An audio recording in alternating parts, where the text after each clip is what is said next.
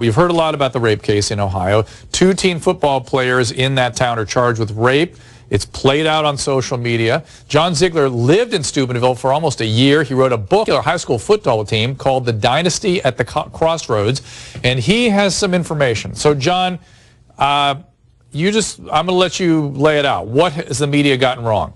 I'm not sure you have enough time for that, Dr. Drew. Basically what has happened here, and just for the record, I was a former TV sportscaster at the NBC affiliate in Steubenville, then spent an entire year with this team and with this coach, wrote a book about it.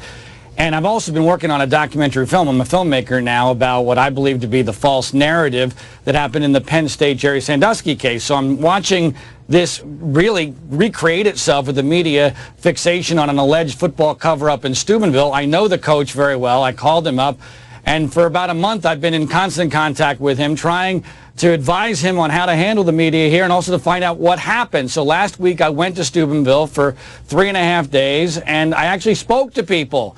And I found out a lot. And there's 3 basic things here that people need to understand. Number 1, guilt in this case is far from certain. Number 2, there was no cover-up. In fact, the basic facts, much like the Penn State case, don't even come close to allowing someone to conclude that there was a cover-up. And number 3, all of this information on social media that has come from this anonymous internet hacking group has been bogus, fraudulent, slanderous, libelous. They have committed at least 9 felonies, according to one Ohio prosecutor. They're hiding behind masks. They're not saying who they are. They are frauds. Almost everything they have said has been false. They have ginned up an enormous amount of false media coverage, and a false narrative has been created to destroy a town. And there are many innocent victims here, Dr. Drew, and the truth is one of those innocent victims in my view. How about the girl, John? She a victim in your eyes? Very possibly the girl is a victim, and whatever happened there was horrible, but let's let the criminal justice system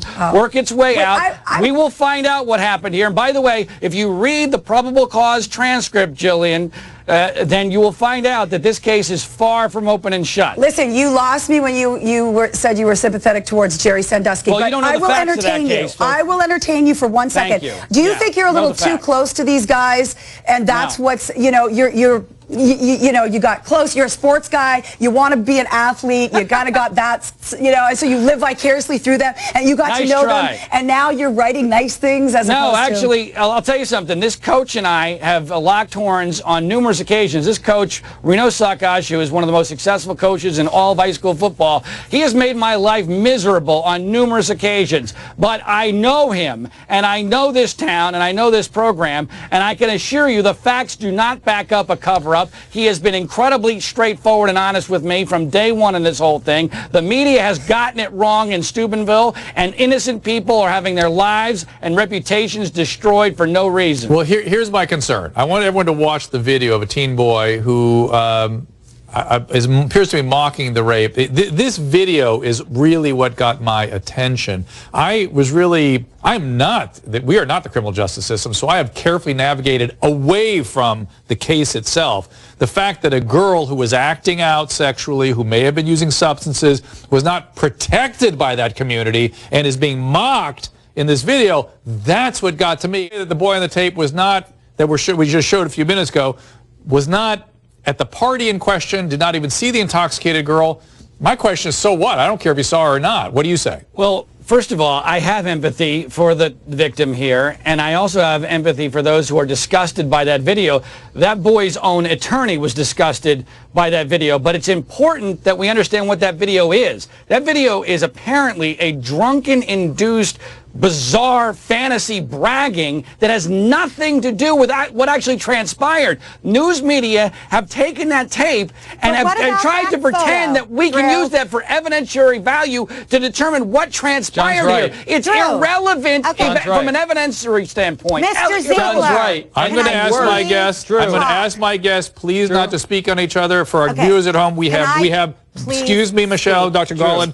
We have delays in these various videos. There are many of us here, and you'll see us seem to be interrupting each other. It's so we can kind of get a rhythm going here and hear each other. I apologize to viewers at home. Mark, go, and then Dr. Garland. Thank you. I gotta defend John. John's making some very valid points. No question that the conduct on that videotape is abhorrent. is irresponsible. But what's happened is that has grossly prejudiced those defendants in the criminal case who had nothing to do with that video. And it's very difficult for people to keep that separate, particularly because the media, who I love, is showing it over and over in the context of discussions about the criminal case. It's fundamentally unfair. Dr. Garland. First thing that I want to say is to Mr. Ziegler, and I have to say, you better be very careful and not let your ego guide your sense of belief that you would have some special power for them to be truthful to you. Because I've actually spoken to the people involved in the case. Okay, wait. Can I actually speak? And I find it very funny that you think that the most successful coach and the book that you have titled The Dynasty would not have something to lose. I think you need to wake up. Why don't you look at the facts? You don't know the facts. You haven't talked to any of the people in this case. I have been there. I've lived there. I've spoken to the people. Everybody's got to play nice. Play nice, play nice, guys. I have to say, but there's a special prosecutor. They're going to trial. Do you think that you must be like a superhero? Which is why there's no cover-up. Which is why we know there's no cover-up. Okay, guys, hold on.